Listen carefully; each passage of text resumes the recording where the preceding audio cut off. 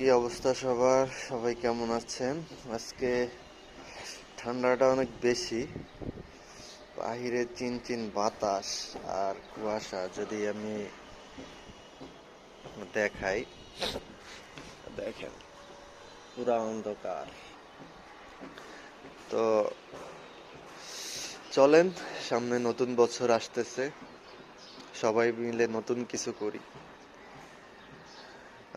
নতুন প্ল্যান করি। হ্যাঁ, নতুন প্ল্যান মোতাবেক ওইভাবে আগাই, নতুন ভাবে নতুন কিছু করি। ট্রেডিংকে একটা বিজনেস হিসাবে নেই, যে আমি বিজনেস করতেছি, ছোট ছোট প্রফিট করি।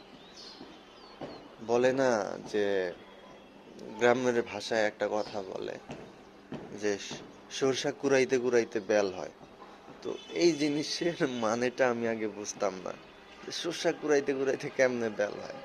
আসলে এটা বুঝাইতে চাইতেছিল তারা, যে সরিষার দানাগুলো খুব ছোট ছোট হয়।